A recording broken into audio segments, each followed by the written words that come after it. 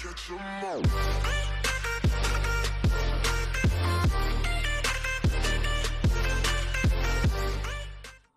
Hey, what's going on YouTube? It's your boy the Whiskey Bandit, and today we're coming at you with the new event that's come up. Now, I already kind of read all through this, but I'll go ahead and show you what's going on here. So one of the coolest things that they've added is this is some kind of event, right? It's only for a limited amount of time. I'm not sure how long it'll be until it comes back, or if it even will come back. It would seem crazy that they wouldn't make it come back, but we never really know. Now, getting into it all, they've added 2 new heroes. Wukong, the Monkey King, and Zubage, who is a melee damager of the Beastmen. They're both Beastmen faction. Wukong is a boss. He seems pretty strong from what the stats of him that I've looked at and his ability toolkits. Zubage also seems very strong. Both these heroes seem to be a swamp killer nerf almost. They seem to be able to specifically counter everything swamp killer has, and most likely basically just crush her. So that's just the first thought I had about this. But I want to go ahead and go show you some of the changes that they've already added. Then I'll come back and talk more about the festival itself and the event and all that. So the Heroes tab. As you can see, in the top right hand corner, this is the first thing that stuck out to me, is Power of All Heroes. It shows the power of all your heroes. I am not that high in the game as some other people are, so some people might look at this and laugh, be like, ha, you have 310,000. Other people are going to be like, holy cow, you have 310,000. You know, I have not been playing since the beginning of the game, so I'm not up there at that 400 range mark. I still have a way to go. Now, with that being said, the other cool thing, you don't get to see it here because I've already gone through it all, is the skins. Now, they've added these skins. Now, you can individually click on these heroes and click their skins like this, and it changes them. So you can actually see them, you know, real face on, or you kind of just scroll through like this and get a real snapshot preview. I kind of like this method. And all these heroes basically have this. So, it's pretty interesting. I like this. I think Zart's, this skin right here looks really cool from Zart. Now, I wasn't a big fan about hearing they were adding skins. Doesn't seem like it has any viability for me, per se. But after looking at them, they're actually really well done. And I do like them a lot. So, I think I like Azariel's basic skin actually a lot. I really like it, Attiles or Tilly's. Both of his skins look really good in my opinion. This one, obviously for Suna, I would get because it looks awesome. Danae, that one looks cool, but I don't really use her, so why waste my time, really? Scrolling up. And here's some Wukong. He has a few. They're pretty cool. Zubage, little pig belly. He's got a few as well. Interesting. Journey to the West. Now, I'm not sure why this is like this. This is basically just showing you all the sets, which is kind of cool. So you don't have to individually click on them. You can just see what is out there. So I like this as well. That being said, let's go take a look at these guys. Scrolled way too far. For Zubage. Melee damager, seems like he'd be incredibly overpowered. It's really going to be dependent on his speed. But I'll go ahead and get into these for you so you can see them. Basic attack has a 50% chance to cause a target to bleed for 2 turns. Now if we click on this and we up it all the way, the basic attack chance does not change, okay? But the damage over time does increase. Or, okay, I'm sorry. The chance to get the bleed does not increase. But the damage over time does increase, obviously. Piglet Squeal. This is a very interesting one. Damages all enemies and removes their ability to counterattack. So it seems like you could, you know, really shut down Danae's squad with this. But Danae is really not that difficult to deal with. Anyways, past that. Increases the chance of dealing critical attacks. So you're increasing your critical chance to enemies by 20%. Also becomes able to attack hidden enemies for 2 turns. So it's very interesting because it seems like he'll have the ability to attack a Kage who's hiding. It's very interesting to note. Depending on how much damage this guy can actually deal out will determine whether or not he's actually useful. So if we upgrade this ability, I don't know what that static sound is, guys. I'm sorry. It's something, I'm going to have to get a new cable, I think. Increasing this ability all the way to 7 is going to give this ability a cooldown of 3, which is pretty good. But I'm also assuming that his speed is going to be very slow. A new mark is unlocked. Let's check that out. Places a boss mark on all enemies. Critical damage from the next boss attack increases by 30%. The target will also take 20% more damage from critical hits for the next 2 turns. It's very interesting. With that being said, oh, we didn't get to look at all the rest of the abilities. I apologize. Let me click. Hello, game? We're having technical difficulties here, ladies and gentlemen. Alright then, we'll move on to the next ability. Come back. Why are you being difficult? There we go.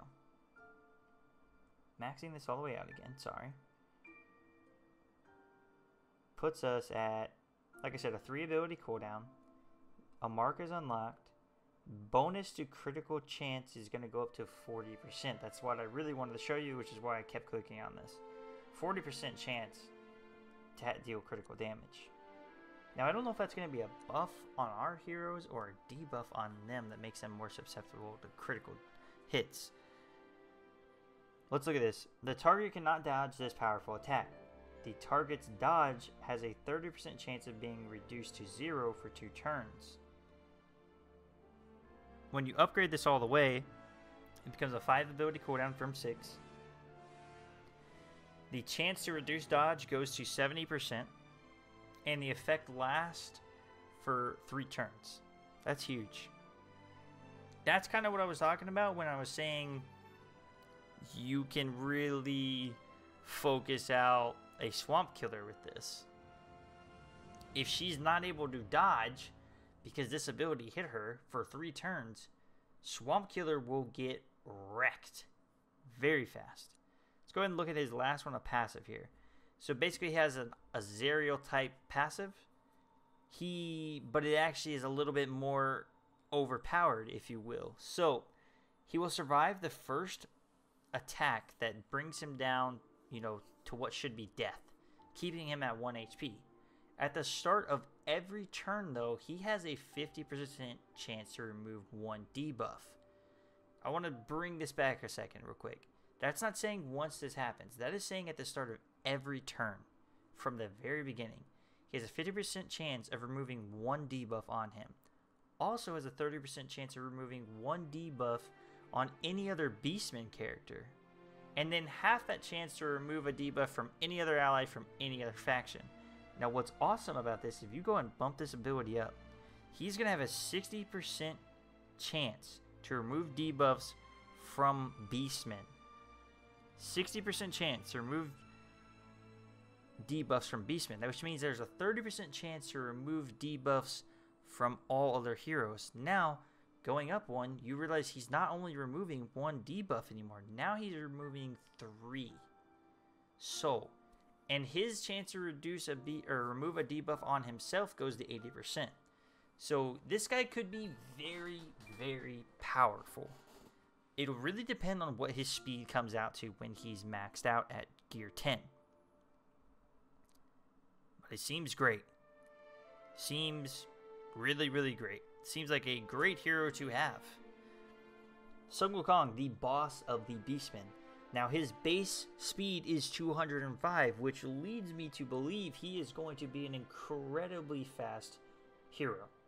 Somewhere in the range of Swamp Killer type style, if I had to guess correctly. With that being said, let's go check this out. Basic attack. Strikes an enemy with his staff. Critical hits ignore target's armor. That is huge. If every time he gets a critical attack with this ability, it ignores the target's armor, if this ability is a strong attack, it could be devastating. With that being said, it does not show in his stats that he has a critical hit for physical. It only shows a critical magical hit chance. So very interesting to see, does he actually have a melee or physical attack? Is his first ability a physical attack, or how does that work? Because it would seem odd that they have an ability that if it hits a critical, it ignores armor, but it's a physical attack and he has 0% critical hit chance. Maybe he has to be paired with Zubage to be able to make this ability effective. That would be also another crazy type deal in my opinion. But it could be a sort of balance, if you will. Monkey Rage, this is his second ability. Sun Wukong strikes an enemy. For 2 turns, allies deal 10% more damage if they use physical melee attacks, and Sun Wukong's speed increases by 20%. He is also guaranteed to deal critical hits to enemies which cannot be dodged or blocked. For 2 turns, Sun Wukong will counter all attacks. So this is like an attack, a buff. This thing is nuts. Bringing this up to max capacity here, it goes down to a 5 ability cooldown from 6. His increase of damage is going to go up 20%, and his increase of own speed will go up 30%. It is still going to last 2 turns. Note this though, this does trigger the boss class mark. His basic also triggers the boss class mark. Moving on to his third ability here. If we max this out, I should read this first, I apologize. Deal more damage to all enemies. Has a 30% chance to slow any of the enemies, or by 15% for 2 turns, and a 60% chance to remove all armor and magic resistance buffs. Bringing this up, this goes down to a 7 ability cooldown instead of 8. Basic damage, decrease of speed can go up to 25%. Chance of reducing speed is going to go to 60%. So I have a 60% chance of actually reducing their speed. And then a chance to remove positive effects from the enemy is going to go to 80%. So all in all, that's a great ability as well. I'm confused on what it means in the beginning. Deal more damage to all enemies. I'm not sure that this ability... I guess it does damage to all enemies is what they're saying. But I was a little confused on the wording there. Monkey King. This is his passive. His 4th ability, if you will, which is just a passive. Sun Wukong cannot be forced to miss a turn. That is huge. Especially if he has an incredible amount of speed. If he's never forced to miss a turn, you may really have to focus on getting him out of the fight very early. And here's why. Let me read the rest of this. So he can't be forced to miss a turn, okay? Or have his abilities blocked. All beastmen get a 10% HP increase, and allies from other factions get half as much. Okay, so that's pretty good in itself. Every time an ally makes a critical hit, this is going to increase his damage by 2% until the end of the battle. It cannot be higher than 100%, so he cannot do over 2 times the amount of damage. With that being said, let's go ahead and upgrade this to 7 and show you. So beastmen are going to get a 20% increase of HP, which means everyone else is going to get a 10% increase of HP. It's pretty good. Now, his damage increase is going to go up by 4% every time someone hits a critical attack. If you're running a Swamp Killer, you're getting a lot of criticals, hopefully. Rock is getting a lot of criticals. Mirrodin is getting a lot of criticals. Maeve, Kage. There's a lot of chances here to increase the Monkey King here a massive amount. So that's our new heroes. They seem pretty incredible. I think Sun Wukong may start to shift the meta a little bit, especially if he's really viable. If he has over 240 speed, he is going to be implemented in squads. I can almost guarantee that. Now, unless he has like some ungodly low amount of health, like 1.2 million or something, I don't know. That would seem strange, especially for it being this big an event. They seem to have put a lot of work in this. I feel like these heroes, they want to be super powerful. I feel like they're also trying to get us away from all the healers. And I think with Sun Wukong Zubei's, that is a great possibility. Now let's go back to the Lunar Festival itself. So the Lunar Festival is an event.